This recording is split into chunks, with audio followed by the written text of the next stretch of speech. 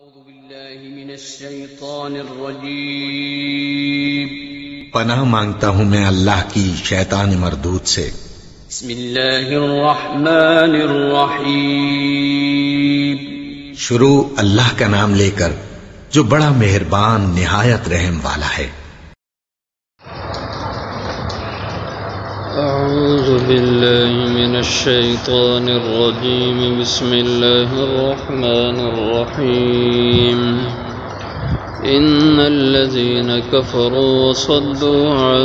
سبيل الله قد ضلوا ضلالا بعيدا إن الذين كفروا وظلموا لم يكن الله ليغفر لهم ولا ليهديهم طريقا إلا طريق جهنم خالدين فيها أبدا وكان ذلك على الله يسيرا يا أيها الناس قد جاءكم الرسول بالحق من ربكم فآمنوا خيرا لكم وَإِن تَكْفُرُوا فَإِنَّ لِلَّهِ مَا فِي السَّمَاوَاتِ وَالْأَرْضِ وَكَانَ اللَّهُ عَلِيمًا حَكِيمًا۔ ان الذين كفروا بے شک وہ لوگ جن نے کفر کیا، وصدوا اور روکا انہوں نے عن سبیل اللہ اللہ کی راہ سے، قد ضلوا تحقیق وہ بھٹک گئے بہک گئے، ضلالا بعیدا دور کی گمراہی میں۔ ان الذین کفروا بے شک وہ لوگ جنہوں نے کفر کیا، وظلموا اور انہوں نے ظلم کیا، لم یکن اللہ نہیں ہے اللہ لیغفر لهم کہ بخش دے انہیں، ولا لیہدیہم طریقا نہیں اللہ ان کی رہنمائی کریں سیدھی راہ کی، الا طریق جہنم مگر راستہ دوزخ کا، خالدین فیہا ابدا ہمیشہ ہمیشہ رہیں گے اس میں، وکان ذلک علی اللہ یسیرا اور ہے یہ بات اللہ پر آسان۔ یا ایھا الناس اے انسانوں، قد جاءکم الرسول بالحق من ربکم تحقیق آ چکے ہیں تمہارے پاس رسول بالحق حق لے کر، من ربکم تمہارے رب کی طرف سے، فآمنوا پس تم ایمان لاؤ، خیرا لکم یہ بہت بہتر ہے تمہارے حق میں، وَإِن تَكْفُرُوا اور اگر تم کفر کرو، فَإِنَّ لِلَّهِ مَا فِي السَّمَاوَاتِ بس بے شک اللہ کے لیے جو کچھ آسمانوں میں ہے، وَالْأَرْضِ اور جو کچھ زمین میں ہے، وَكَانَ اللَّهُ عَلِيمًا حَكِيمًا اور ہیں اللہ تعالی جاننے والے حکمتوں والے۔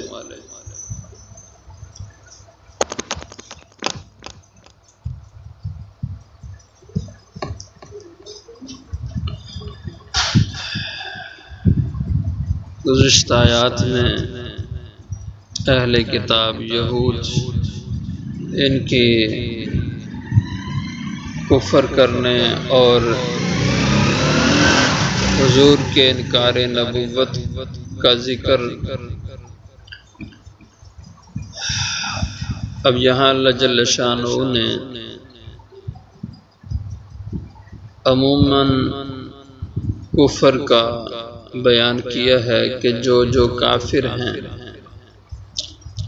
یہ گمراہی کی راہ پر چل رہے ہیں اور یہ دوزخ کی راہ ہے۔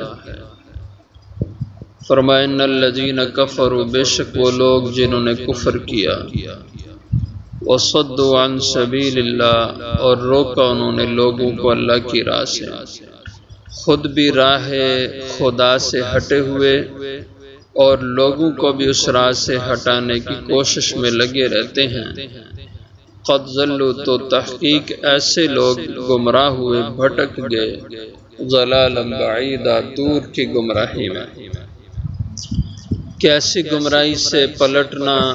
اور اس سے انسان کا حق کی طرف آنا مشکل ہو جاتا ہے۔ ان الذین کفروا وظلموا بے شک وہ لوگ جنہوں نے کفر کیا، وظلم اور انہوں نے ظلم کیا۔ کفر کے معنی مشہور ہیں انکار کرنا، اصل جو لغوی معنی کفر کے ہیں وہ ہوتے ہیں کہ چھپانا، کفر چھپانے کو کہتے ہیں۔ اسی وجہ سے کسان کو بھی کافر کہا جاتا ہے لغت کے اعتبار سے۔ اعجب الکفار نباتہ، قرآن پاک میں ذکر آتا ہے کہ زمیندار اپنی کھیت کو دیکھ کر خوش ہوتا ہے۔ تو یہاں اللہ تعالیٰ نے زمیندار اور کسان پر لفظ کفر کا استعمال کیا کہ کفار، تو زمیندار کو اسی نسبت سے کافر کہا کہ وہ بھی بیج کو زمین میں چھپانے والا ہوتا ہے۔ تو کافر کا معنی چھپانے والا، تو زمیندار اور کسان اس لحاظ سے اس کو قرآن پاک میں کہا کہ وہ دانے کو زمین میں چھپانے والا ہوتا ہے۔ اور جو اصطلاحاً جس کو ہم کافر کہتے ہیں اس کو بھی کافر اسی لحاظ سے کہا جاتا ہے کہ وہ بھی اللہ جل شانہ کے احکامات کو چھپا دینے والا ہوتا ہے، اور اس کا مرادی معنی پھر انکار کرنا ہوتا ہے۔ تو ان الذین کفروا، بے شک وہ لوگ جنہوں نے کفر کیا، انکار کیا، وظلموا، اور ظلم کیا، تو بعض مفسرین نے اس سے مراد شرک کرنا لیا کہ کفر کیا وظلموا، اور شرک کیا انہوں نے، کیونکہ قرآن کریم میں شرک کو ظلم کہا گیا۔ لم یکن اللہ لیغفر لہم، تو ایسے کافروں اور مشرکوں کی اللہ نہیں مغفرت کریں گے۔ لم یکن اللہ، نہیں ہے اللہ، لیغفر لہم، تاکہ ان کی مغفرت کریں، ان کی بخشش کریں، کہ جب تک یہ اپنے کفر سے توبہ نہیں کرتے، شرک سے باز نہیں آتے، ولا لیہدیہم طریقا، اس کفر اور شرک کے حال پر رہتے ہوئے نہیں رہنمائی کریں گے اللہ ان کی طریقہ، سیدھے راستے کی، کہ اللہ ان کو سیدھے راہ پر خود چلا دیں جبکہ وہ کفر پر اڑے ہوئے ہوں، ایسے اللہ نہیں کریں گے۔ الا طریق جہنم، بلکہ اللہ کی طرف سے ان کو رہنمائی ملے گی اس راہ کی، جہنم جو دوزخ کا راستہ ہے، خالدین فیہا ابدا، اس دوزخ میں ہمیشہ ہمیشہ کو ٹھہرنا ہے انہیں، اس لیے کہ ان کی موت کفر پر ہوگی، اور شرک پر جو مرا تو دوزخ اس کا ابدی ٹھکانہ بنا۔ وَكَانَ ذَلِكَ عَلَى اللَّهِ يَسِيرًا، اور کسی کو دوزخ میں ڈالنا اور اتنے عذاب اور پکڑ میں مبتلا کرنا، یہ اللہ کے لیے کوئی مشکل نہیں ہے، اور بڑی تعداد میں مخلوق کو اللہ دوزخ میں ڈالے تو اس کے لیے کوئی بھاری نہیں۔ وَكَانَ ذَلِكَ عَلَى اللَّهِ يَسِيرًا، اور ہے یہ بات اللہ پر آسان۔ یا ایھا الناس قد جاءکم الرسول بالحق من ربکم، اے انسانوں، اولاد آدم، تحقیق آ چکے ہیں تمہارے پاس رسول جو آخری رسول ہیں، آخری پیغمبر ہیں، بالحق من ربکم، حق لے کر تمہارے رب کی طرف سے، یعنی یہ جو قرآن لے کر پیغمبر آخر الزمان تشریف لائے، یہ قرآن سراسر حق ہے، اور رسول بھی برحق ہیں، اور انہوں نے جو کتاب پیش کی ہے اور جو قرآن لوگوں کے سامنے پڑھتے ہیں یہ بھی حق ہے۔ فآمنوا خیرا لکم، تو عافیت تمہاری اسی میں ہے، تمہارے لیے بہتری اسی میں ہے کہ فآمنوا، پس تم ایمان لے آؤ اس اللہ کے آخری پیغمبر پہ بھی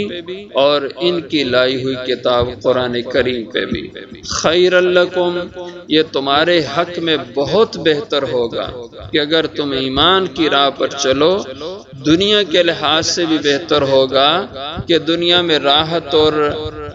اطمینان کی زندگی تمہیں میسر ہوگی،